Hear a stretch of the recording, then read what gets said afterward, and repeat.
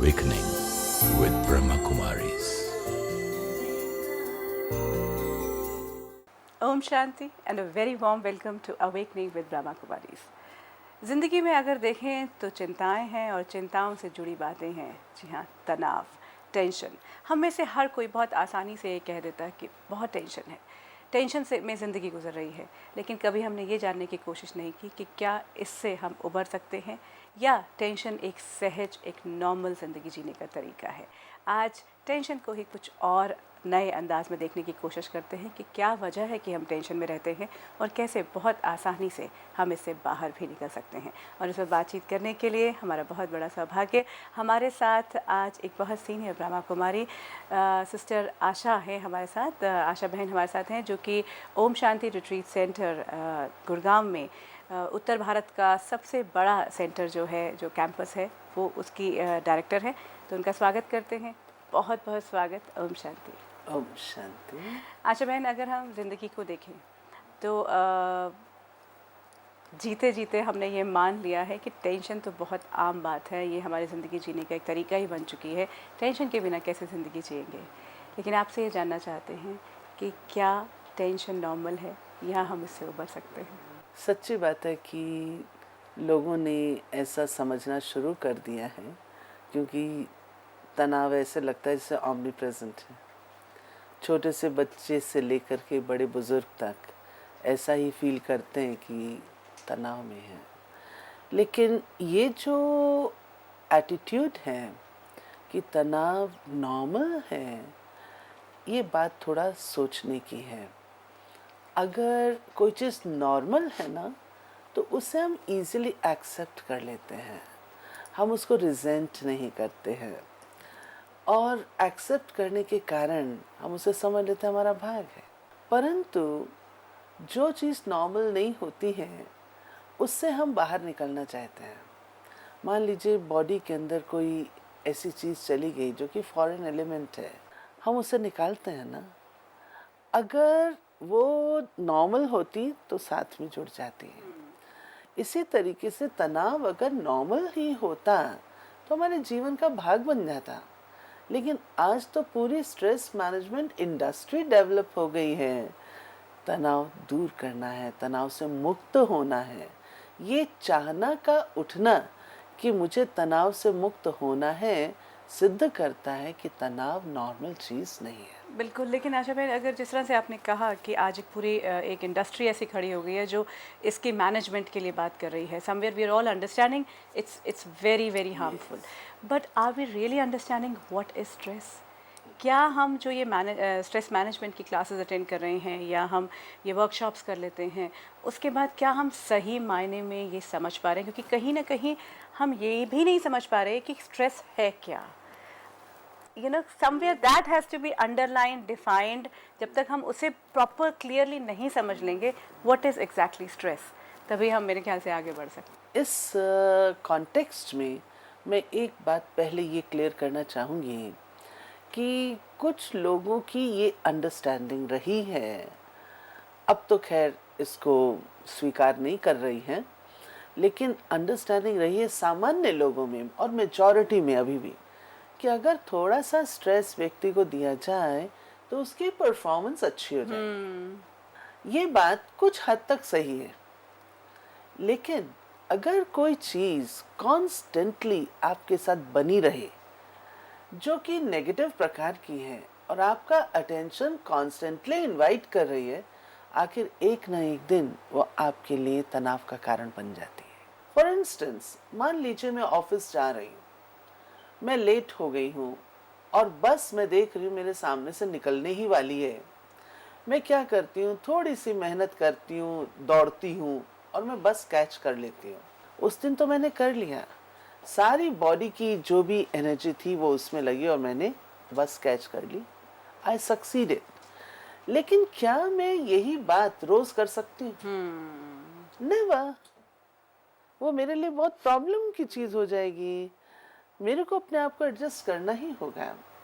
इसी रीति से स्ट्रेस को समझ लेना बहुत ज़रूरी है, और जब हम समझ लेंगे तो हम उसका सामना भी कर सकें। बिल्कुल, क्योंकि जब हमने कहीं ना कहीं ये मान लिया the stress is not good for our life, we are actually looking for solutions, but I think वो समझना बहुत ज़रूरी है। बहुत ज़रूरी। तो मैं ऐसा समझती हूँ अपने जीवन के अनुभव से कि व्यक्ति को तनाव तब ही होता है जब उसको अपनी शक्ति जो उसके पास है उससे ज़्यादा पावरफुल बाहर की सिचुएशन नज़र आ रही है। जब बाह्य परिस्थिति अधिक पावरफुल है और मेरे पास वो शक्ति नहीं है तो मैं ज़रूर थोड़ा सा तो घबरा जाऊंगी ना। और घबराने के कारण दो गड़बड़ हो जाती हैं। एक है कि मैं रिस्पॉन्स ठीक नहीं दे पाती, और रिस्पॉन्स क्यों नहीं ठीक दे पाती, क्योंकि मैं उसे ठीक से समझ नहीं पाती। तो हमें दो लेवल के ऊपर काम करने की ज़रूरत पड़ती है। एक है कि मैं उस बात को, परिस्थिति को ठीक रीति से समझ सकूं, try to understand the things as they are. और दूसरी बात है मैं अपने आप को शक्तिशाली बनाऊं जिससे मैं उसका सामना कर सकूं। तो स्ट्रेस तब उत्पन्न होता है जब मुझे अपनी बाह्य दुनिया या बाह्य परिस्थिति जो मेरे पास शक्ति है उससे बहुत अधिक पावरफुल नजर है। लेकिन जब ज़िंदगी जी रहे होते हैं तो टेंशन ऐसे आ जाती है कि वो पता ही नहीं चलता कि वो सिचुएशन आई या क्या आया, ऐसे सोच भी नहीं पाते हम। जैसे अगर कोई छोटी छोटी बातें देखें, आजकल देखा है कि पेरेंट्स जो हैं, खासकर मदर्स जो हैं, वो इतनी टेंस रहती हैं कि बच्चा परफॉर्म नहीं करेगा, परफॉर्म करेगा या नहीं करेगा। बच्चों के पास इतनी सारी टेंशन हैं कि मैं उसके इतने मार्क्स आ जाएंगे, मैं वहाँ परफॉर्म कर पाऊँगा, मैं ये क्लियर कर पाऊँगा, मैं एग्ज़ाम क्लियर कर पाऊँगा। तो ये जो सारी सिचुएशंस हैं वो जो टेंशन का रूप धारण करती जाती हैं। हाउ टू हैंडल दिस, उसको कैसे समझा जाए कि ये सिचुएशन है, ये मुझसे ज़्यादा पावरफुल है या नहीं है। बच्चे की जहाँ तक बात है, परिस्थिति डेली जो लोगों के सामने आती हैं वो यही बातें आती हैं, या तो घर में होते हैं या ऑफिस में होती हैं। तो उस वक्त बच्चे को अगर हम बारंबार ये कहते रहेंगे तो बच्चा खुद भी उसके इफेक्ट में आता है। परंतु उसको एक नॉर्मल रीति से कि भाई जिस तरीके से पढ़ रहा है बच्चा उसको हम भी समझें, उसकी स्ट्रेंथ को भी हम समझें, और तब हम, और वैरायटी लर्निंग के जो प्रोसेसेस हैं अगर हम उन्हें अप्लाई करें और अपने मन को हम समझाएं कि चलो कोई बात नहीं, अगर 5 नंबर कम भी आ गए तो उस बेचारे को कम से कम डिप्रेशन में तो नहीं। आजकल आप देख रहे हैं टीन सुइसाइड्स कितने हैं, कितना अधिक उनके अंदर टेंशन होता है।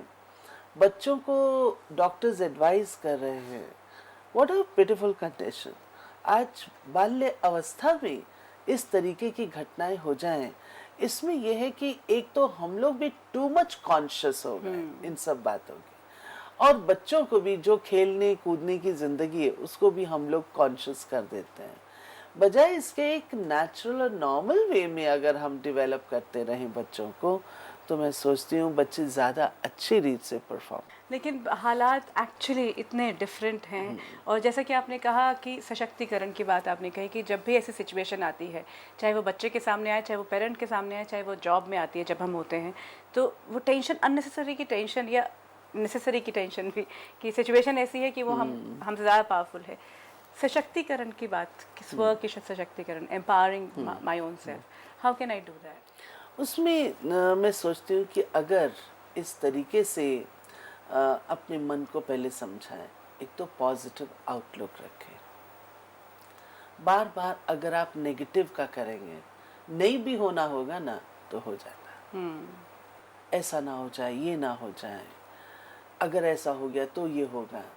तो हम अननेसेसरीली जो नेगेटिव बातें हैं या वीक बातें हैं उनका हम आवाहन कर रहे हैं, और जिस चीज का as you think so you become, जिस चीज का आप आह्वान करेंगे वैसा ही बन जाएगा। अगर हम अपने आप को रिलैक्स्ड अवस्था में रखते हैं, जिसका साधन है एटीट्यूड में परिवर्तन लाना, अपनी वृत्ति में परिवर्तन लाना, कि सिर्फ पढ़ाई ही टोटल चीज नहीं है, डेवलपमेंट किसी भी तरीके से हो सकती है। तो अपने आप को शांत रखना, जिसका एक साधन मेडिटेशन है, एक साधन जो सबसे सुंदर हमारी संस्कृति में बताया गया और जिसका अभ्यास हम लोग करते हैं, उसको मैं कहा करती हूँ डिटैचमेंट, अनासक्त वृत्ति। अगर आप एक एग्जाम्पल सुनना चाहें, जी। एक सर्जन है, वो कितने ही पेशेंट्स के ऊपर ऑपरेशन कर रहे हैं, जब उनका अपना बच्चा सामने आ जाता है तो सर्जन क्या कहते हैं, नहीं भाई कोई दूसरा करे तो अच्छा है। इतना एफिशिएंट सर्जन, नंबर 1। परंतु फिर भी जब बच्चा आता है तो हाथ कांप जाते हैं। क्यों? अटैचमेंट। यही बात नर्सेस है, कितने ही पेशेंट्स की संभाल कर रही है, किसी के साथ अटैच्ड नहीं है। आप देखिए उनकी परफॉर्मेंस अच्छी। कैशियर है, करोड़ों रुपए हैंडल कर रहा है, उसे पता है एक पेनी भी मेरी नहीं है। ठीक है, अपना काम तो कर रहा है अच्छा। हम लोग क्या कर लेते हैं, हम अपने आप को उसमें अटैच करके इन्वॉल्व कर लेते हैं। तो जो इमोशनली अटैच्ड हो जाते हैं जब, तो फिर हमें chaotic कंडीशन का सामना करना सारा पड़ता सब है। कुछ सामने आ जाता है। लेकिन बात वही आती है, बहुत से हमारे दर्शकों के भी जब मेल्स या फ़ोन कॉल्स आते हैं कि सब कुछ समझ आते हुए भी बातें समझ में आ जाती हैं और ख़ुद को पता भी है, लेकिन एक ऐसे विशेष सर्कल में फंसे हुए मानते हैं अपने आप को। अनदर थिंग इज़ कि अनुभव कैसे किया जाए, क्योंकि कहीं ना कहीं जहाँ ये बात मानी गई है कि टेंशन बहुत कॉमन है, बहुत मतलब है ही ज़िंदगी में, उसके बिना तो गुजारा ही नहीं हो सकता। और दूसरी तरफ कि अगर उससे निकलने का कोई ना कोई एक्सपीरियंस, हमें कोई ना कोई ऐसी छोटी छोटी टेक्निक्स हम चाहेंगे कि अगर आप बताएं कि जो सचमुच में ज़िंदगी में हम लागू कर पाएँ। एक तो ये वृत्ति में ये रखेंगे, अनासक्त वृत्ति, अपना कर्म श्रेष्ठ से श्रेष्ठ करें, बेस्ट से बेस्ट करें, परंतु उसके बाद फिर अपने आप को निश्चिंत करें।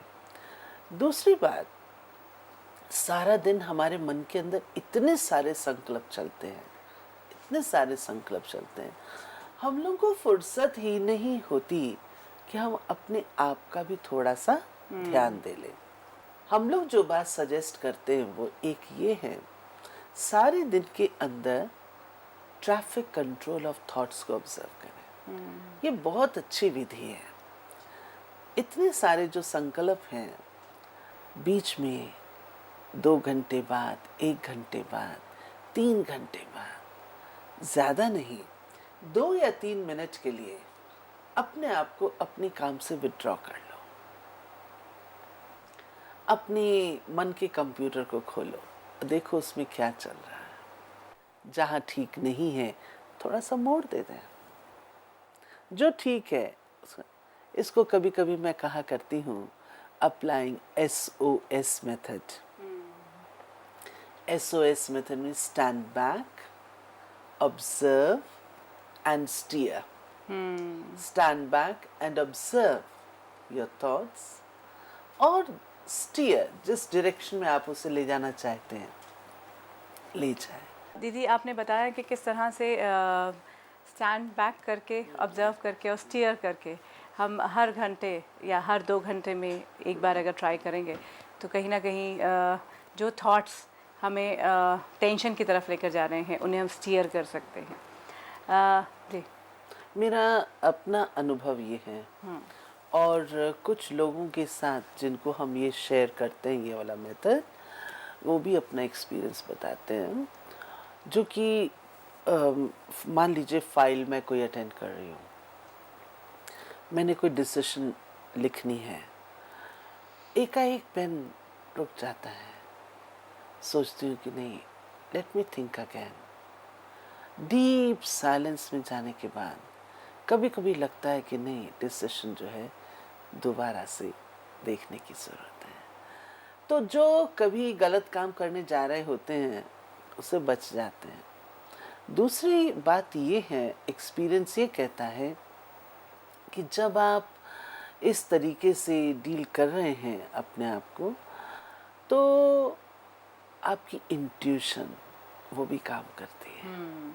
हम अपनी इंट्यूशन को तो काम करने देते ही नहीं ना, इतनी थिंकिंग में इन्वॉल्व रहते हैं, इतने संकल्पों के उलझे हुए जाल में रहते हैं। कभी इसको शांत होकर के बेचारे को बैठने दें तो अच्छी अच्छी बातें ही मर्ज हों, वो करने के हमारे अंदर पेशेंस नहीं बिल्कुल, होते कहीं ना हैं। कहीं जो इतने ज़्यादा विचार होते हैं, that even I agree you know somewhere, कि इतने ज़्यादा थॉट्स के बीच में हमें वो दिखता ही नहीं है कि क्लियर पिक्चर, और तभी हम लोगों के पास जाते हैं कि हम कौन सा रास्ता अपनाएं, हम यहाँ जाएं या वहाँ जाएं। और आज तो बहुत ज़्यादा कन्फ्यूजन में है हम Yes. लोग। तो ये काम कर सकते हैं। तीसरा मैं कहूँ हेल्दी रीडिंग, और हेल्दी रीडिंग के अंदर अच्छी और अच्छी पुस्तकें भी पढ़ सकते हैं, स्पिरिचुअल स्ट्रेंथ देने वाली पुस्तकें पढ़ सकते हैं। कुछ हम यूं भी कर सकते हैं, ज़रूरी नहीं है कि मैं पढ़ूं। मेरा अपना एक्सपीरियंस ये कहता है, छोटे बच्चे होते हैं, आप उनसे बात करिए। आप सारे दिन के बहुत थके हुए हैं, आप छोटे छोटे बच्चों से बात करिए, they are full of life. और कोई ऐसी बात आपके आगे आ जाती है जिससे आपकी एनर्जी फिर से फिर उसके साथ साथ मेडिटेशन जो है वो बहुत अच्छी विधि है, क्योंकि मेडिटेशन में हम अपने आप को सशक्त बना लेते हैं और सर्वशक्तिवान परमात्मा के साथ अपना संबंध जोड़ते हैं। तो जहाँ मुझे ताकत कहीं से नहीं मिल सकती, मुझे वो ताकत परमात्मा की याद से मिल सकती है। इतना ही सोचना कि मैं किसकी संतान हूँ। आज अगर किसी बच्चे को ये होता है कि मेरा फादर फलानी फलानी पोजीशन पर है, अपने आप को क्या समझता है? और अगर हम ये बुद्धि में रखें, मैं किसकी संतान हूँ? परमात्मा जो सर्वशक्तिवान है, उनकी बच्ची हूँ, तो मैं कैसे कमज़ोर हो सकती हूँ? तो ये चीज़ भी हमको ताकत देती है। मेडिटेशन में हम लोग इस चीज़ का, फिर उसके साथ साथ थोड़ा सा खुश रहना। अपने आप को हम खुश भी तो रखें ना। हर समय ब्रूडिंग फेस हो या हर समय ऐसा हो, खुशी जैसी खुराक नहीं और चिंता जैसी चिता नहीं, कहावत बनी हुई है। तो अपने आप को खुश हम कैसे रखें? कई साधन हो सकते हैं, लोग कई प्रकार की विधियां अपनाते हैं, लेकिन जो बात मैं आपको कहने जा रही हूँ, 2 या 3 बातें। एक बात, कभी हम सोचते हैं जिंदगी में उस वक्त जब और कोई हमें साथ नहीं देता, उस वक्त हमारे किए हुए पुण्य कर्मों की पूंजी काम में आती है। इसको हम कहते हैं दुआएं लेना, अर्न द ब्लेसिंग्स। धन कमाना बड़ी बात नहीं है, धन आप कमा सकते हैं, लेकिन औरों की दुआएं आपको मिलें और लोग दिल से दुआ दें, वो कितने लोग करते हैं? बहुत थोड़ी। इसलिए सब कुछ पा करके भी लोग कहते हैं अंदर ऐसे लगता है खाली खाली है। क्यों नहीं होगा? क्योंकि पुण्य कर्मों की पूंजी कहाँ है? तो एक तो दुआएं एकत्र करना, और दुआएं हम इकट्ठी कैसे करेंगे? दुआ मांगी नहीं जाती है। मेरा मानना है दुआ मांगे, मैं आपसे कहूँ आप मुझे ब्लेसिंग दें, ये तो आपकी चॉइस है ना, आप देना चाहें या ना देना चाहें। परंतु मैं अपने आप को ऐसी काबिल बनाऊं जो आपके दिल से मेरे प्रति दुआ निकले, ये तो हो सकता है ना। तो अपने आप को ऐसा काबिल बनाना, तो व्यक्ति का अटेंशन अपनी डेवलपमेंट पे चला जाता है, और जहां उसका अटेंशन अपनी डेवलपमेंट पे जाएगा तो नेचुरल है वो अपने आप को ज़्यादा सशक्त समझेगा, पावरफुल समझेगा, he has earned something। दूसरी चीज है टू गिव अप्रोच। आज हर कोई लेना चाहता है, लेकिन हमारे देश की जो संस्कृति है वो देने वालों की है, लेने वालों की नहीं। हम सब दे करके राजी हैं, ले करके नहीं। लेना बोझ है, देने में हल्कापन है, खुशी है। आप किसी को भी छोटा सा आप अच्छा काम कर लेते हैं, किसी बुजुर्ग को सड़क पार करा लेते हैं, कोई नैनहीन है उसको थोड़ी मदद कर देते हैं, कल ही मेरे सामने एक इंस्टेंस आया, एक बच्चा जिसको सांप ने काट लिया था, गरीब बच्चा। ऐसे ही मैंने खड़े खड़े कहा कि वो बहुत गरीब है। मुझे बाद में पता चला वो बच्चा हॉस्पिटल में था, पेरेंट्स अफोर्ड नहीं कर सकते, लेकिन कोई व्यक्ति गए और उसके लिए खुशी है ना, लेने में बोझ लगता है। और जब व्यक्ति लेता है तो सोचता है मैं इस अकाउंट को कैसे क्लियर करूं। तो देना, जितना हम देने की वृत्ति रखेंगे उतना हम अपने आप को खुश रख सकेंगे। तीसरी बात है, बातें आती हैं और इनका आना बंद होने वाला नहीं है। बड़े बन जाओ ना, बातें आएंगी और चली भी जाएंगी, लेकिन हम बातों को जो पीटते रहते हैं ना, वो ठीक नहीं है। उससे हम टेंशन इनवाइट करते हैं। बिल्कुल, यहाँ मैं बिल्कुल आपसे ये बात कहना चाहूँगी दीदी कि ज़्यादातर लोग अगर हम ये बात उनसे कहें या ये बात करें तो जो सबसे बड़ी बात सामने आती है कि हमारे पास वक्त ही कहाँ है। इतनी, और हर छोटी बात ऐसे हर्ट कर जाती है, उस हर्ट के साथ हम पूरी ज़िंदगी गुजार देते हैं, पूरा दिन गुजार देते हैं, और उसी में वो टेंशन के साथ सारा दिन गुजरता जाता है। तो ये जो हर्ट ना होना या किसी भी चीज़ को इतना दिल से ना लगा लेना या कहीं ना कहीं उसके साथ अपनी ज़िंदगी को ना जोड़ लेना, ये एक्सपीरियंस या ये अनुभव करना बहुत ज़रूरी है। नहीं तो लोग यही कहते हैं कि ये कहना बहुत आसान होता है, हो नहीं पाता। कैसे हम छोड़ दें, कैसे छूटे ये सारा चीज़, क्योंकि एक विशेष सर्कल, एक चक्र सा लगता है पूरा का पूरा। नहीं, कोई भी बात होती है ना, पहले तो नहीं होती है, लेकिन करने से हो जाती है। अगर हम इसको करेंगे ही नहीं तो वो कभी भी नहीं होगी। There has to be a beginning somewhere। तो करना तो होगा।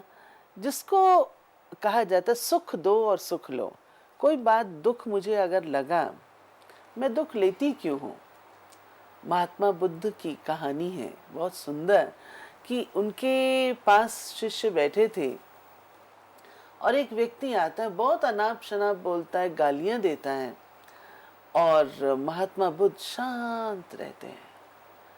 शिष्य को गुस्सा आता है, ये ऐसा फालतू बोल रहा है, इसको मैं बताता हूँ। महात्मा बुद्ध हाथ के इशारे से उसे शांत करा देते हैं। जो व्यक्ति खूब गाली दे के चला जाता है तो शिष्य पूछता है, आपने मुझे इसे कुछ भी कहने से मना क्यों किया। इस व्यक्ति को तो सीधा करना चाहिए था। महात्मा बुद्ध ने बहुत अच्छी बात की जो हम सब के लिए अच्छी है कि अगर आपको कोई व्यक्ति कोई चीज दे और आप उसे न लें, वो चीज किसके पास रहेगी? उन्हीं के पास रहेगी, देने वाले के पास। तो महात्मा बुद्ध ने कहा, उसने मुझे इतनी गालियां दी, मैंने ली ही नहीं। कोई अगर मुझे कहे कि आप चोर हैं, मैं जब अपने आप को एक्सेप्ट करूं तब तो मुझे हर्ट होगा ना। व्यक्ति बोलता है, बोलने दो, मैं हूं थोड़ी, Why should I feel? लेकिन दैट्स द प्रॉब्लम दीदी। आज हम जिस दौर में हैं, हम ऑलरेडी इतने डिप्लीटेड हैं कि हम सोच रहे होते हैं कि हम हैं ही वही। The moment somebody say something to us, आपको मुझे कोई बोल दे कि मैं मैनिपुलेटिव हूँ, आप सेल्फिश हैं, ये तो हम इतने सेल्फ कॉन्फिडेंस, सेल्फ एस्टीम से नीचे होते हैं कि हम उसे स्वीकार, तभी तो हर्ट होते हैं हम। तो वो जो अपना, जो आपने कहा था कि स्वमान या सेल्फ की जो बात है, उसके लिए बहुत ज़रूरी है सशक्तिकरण की जो बात है। अपनी सेल्फ रिस्पेक्ट अपने हाथ में रखनी है। आई एम रिस्पेक्टेबल, मेरी अपनी रिस्पेक्ट है। आप मेरी कोई रिस्पेक्ट करे या ना करे, इट मेक्स नो डिफरेंस। मैं रिस्पेक्टेबल हूँ अदरवाइज भी, ठीक है ना, क्योंकि अपने व्यक्तित्व को हम जानते हैं, अपने आप को जानते हैं, और अपनी सेल्फ रिस्पेक्ट अगर हम खुद ही नहीं रखेंगे तो दूसरा क्यों रखेगा। आप रावण की दरबार में जो हनुमान जी पहुंचे, हनुमान जी को स्थान नहीं दिया गया। हनुमान जी ने क्या किया था, अपनी पूंछ इतनी लंबी कर ली थी, इतनी लंबी कर ली थी, इतना ऊंचा आसन बना लिया जो कि रावण जी के आसन से भी ऊपर था। सेल्फ रिस्पेक्ट की खुद ही को कर बुलंद इतना वाली बात हो जाती है। तो हम ऐसा समझेंगे, लोग हमें कहें कुछ और हम वो है नहीं, Why should I accept it? और एक्सेप्ट करके अपने आप को मैं दुखी क्यों करूं? और फिर रिटर्न में हम लोग और भी कुछ कह लेते हैं, इसने मुझे ऐसा किया ना, मैं जिंदगी भर नहीं भूल सकती। ना भूलो, ना भूलो तो नुकसान किसका है? आपका अपना है ना। तो हमें अंदर में एक ये भी ताकत भरनी है कि बात जो हो गई सो हो गई, अब वो होने वाली तो नहीं है ना दोबारा, उसको छोड़ दें, लेट इट गो, और थोड़ा और ऊंचा उठ जाएं, फॉरगिव एंड फॉरगेट, क्षमा कर दो। अगले व्यक्ति ने कहा, आप उसको माफ कर दो, लेकिन माफ करने के साथ साथ भूल भी जाओ। प्राय होता ये है कि हम माफ तो कर देते हैं लेकिन हम भूलते नहीं हैं। तो वो फिर इसका मतलब माफ नहीं किया, क्योंकि बार बार याद रहता है। फिर वो व्यक्ति सामने आएगा ना, सारी बातें इमर्ज होंगी। इसलिए एक ये एटीट्यूड हम अपनाएं, क्षमा करो और भूल जाओ। अपनी रिस्पेक्ट अपने हाथ में है। मैं जो हूँ सो हूँ, लोग जो कहते हैं वो तो मैं नहीं हूँ। अगर इस तरीके के स्वमान में हम रहेंगे, सेल्फ रिस्पेक्ट में रहेंगे, हमारा कभी भी विल नेवर फील हर्ट। अगर मैं दुख लूंगी तो मुझे दुख मिलेगा ना, मैं लूंगी नहीं तो मुझे मिलेगा क्या? बिल्कुल, वो जो चीज़ मैं लेना चाहती हूँ वही मेरे हाथ में, क्योंकि ये तो डिसीजन मेरे हाथ में है। बहुत सुंदर आपने बात कही दीदी। और आज की इस पूरी बातचीत के लिए कि किस तरह से जितनी हम बातें करते हैं, जितना हम कहते हैं कि स्ट्रेस सचमुच में बहुत ख़राब है हमारी ज़िंदगी के लिए, क्या हम सचमुच में स्ट्रेस को समझ रहे हैं? उसे समझ के कैसे उसे निकालना है अपनी ज़िंदगी को, ये पूरा एस्पेक्ट रहा। बहुत बहुत धन्यवाद। ओम शांति। ओम शांति। आपके पास कोई बात है, कोई ऐसा सवाल है जो आप हमारे साथ शेयर करना चाहते हैं, हर बार की तरह आपका स्वागत करते हैं। आप हमें ईमेल कर सकते हैं या फिर फ़ोन पर भी संपर्क कर सकते हैं। If you wish to discuss your problem or have a question to ask or want to know your nearest Raj Yoga Meditation Center, call us on 099 99 744 555. Awakening with Brahma Kumaris का ये सफ़र यूं ही चलता रहेगा। आने वाली कड़ी में ये बात करेंगे कि किस तरह से अगर एडवर्स सर्कमस्टांसेस हों, उसमें अपनी इनर स्टेबिलिटी को मेंटेन किया जाए। तो आप दीजिए इजाज़त। Om Shanti. Om Shanti Om